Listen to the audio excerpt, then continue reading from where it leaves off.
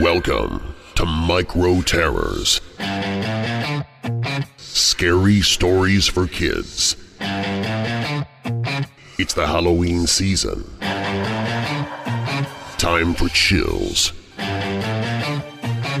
thrills, and spine-tingling spooks. Micro Terrors are family-friendly frights for those ages 8 and up. And while our stories are for younger ears, we are still talking about things that go bump in the night, and some children may not be able to handle what others can. Parental consent is recommended. Now for tonight's Micro Terror.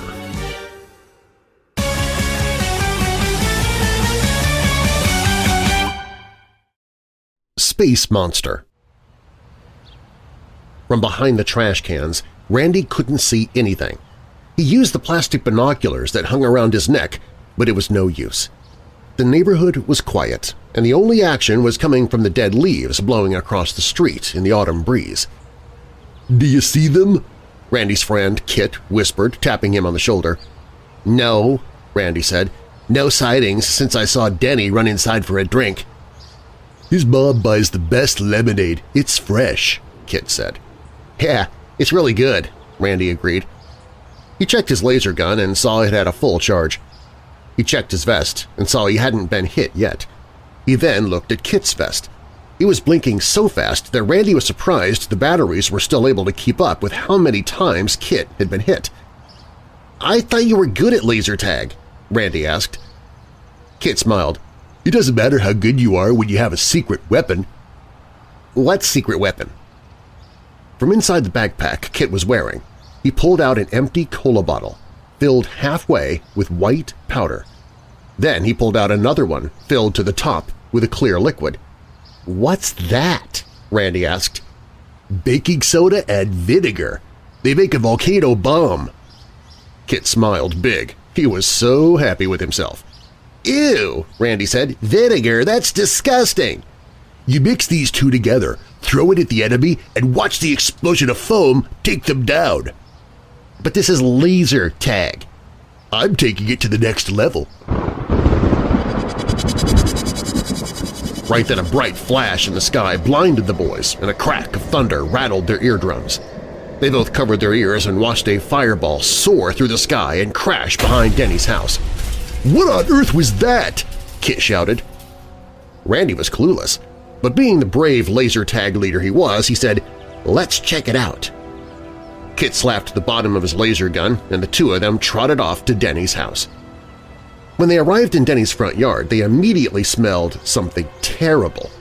"Gross!" Kit exclaimed. "It seriously smells like someone laid an egg over here." Randy noticed smoke drifting out from behind the house. "Come on," he said, holding his laser gun out and rushing around to the side of the house. Kit followed closely. He was starting to get nervous. As Randy and Kit snuck into the backyard, they couldn't see through the heavy smoke. It was everywhere. Kit tried blowing it, but that obviously didn't work. From somewhere in the smoke, they heard a noise. It sounded like something was running around through the yard. It started to growl and then snarl. Does Denny have a dog?" Kit gulped nervously. "No, just 2 cats." The scary noises finally stopped, and Randy and Kit noticed the smoke was starting to dissipate. Things were looking clearer now. They could see the swing set and the shed where Denny's dad kept the mower, and where Denny himself hid the toys he didn't want his sister to play with. Then they saw a shadow.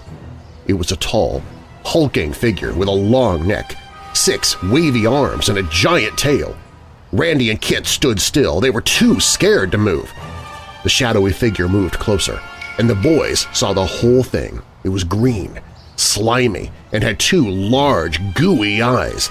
Its mouth was open, and hanging from the razor-sharp teeth were the collars of Denny's 2 cats. "Space monster!" Kit shouted, aiming his laser gun. He pulled the trigger, but all it did was just make blasting noises. "Run!" Randy yelled.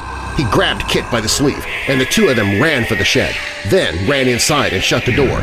"What are we going to do?" Kit said. Randy looked around the shed for anything that would help them. "We need to find a weapon." The space monster roared outside the shed and started banging on the door. "Hurry, Randy!" Kit yelled. Randy looked around but couldn't see anything that would help. He saw the lawnmower, a hose, gardening gloves, and the bag of weed killer that Denny's dad had forgotten to put down on the lawn. The monster grew angrier by the second. Two cats weren't going to hold its appetite for long, and Randy and Kit weren't in the mood to become dessert. The space monster slammed its 6 arms on all sides of the shed, cracking the wood. Nails started to fall out of the walls. "We're dead meat!" Kit screamed. Randy then remembered Kit's secret weapon, the volcano bomb. "Give me your bag!" Randy ordered. Kit took it off and handed it to his friend. "What are you going to do?" "Just trust me." Randy opened both of the bottles and poured the vinegar into the baking soda. It started to fizz right away, so Randy quickly screwed the top back on and gave it an extra shake for good luck. "Open the door!" Randy yelled over top of the pounding and cracking of the shed. The monster outside roared loudly as Kit flung the shed door open. The monster was right there. It opened its mouth and growled threateningly. Green slime drooled from its sharp teeth. Randy threw the bottle directly into the monster's mouth, and it snapped its jaws shut. Kit pulled the door shut just as a loud boom shook everything around them. The monster shrieked loudly, and then all was quiet. As the vinegar and baking soda concoction pitter-pattered on the roof of the shed, Kit slowly opened the door again. The monster was gone. All that was left was the bubbling foam all over the backyard. Randy and Kit plugged their noses and walked out into the foamy grass. They looked at the back window of the house and saw Denny standing inside with a glass of fresh lemonade in one hand and his jaw gaping wide open in shock. Randy smiled and waved to him. Kit looked around at the fizzy yard. "How did you know that would work?" Randy smiled, still plugging his nose. "I told you, vinegar is disgusting."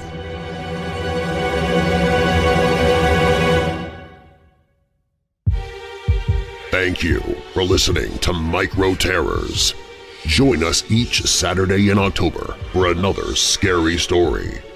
For more fun, we also have Halloween-themed games that you can print out and play, like a wicked word search, a mysterious maze, and more.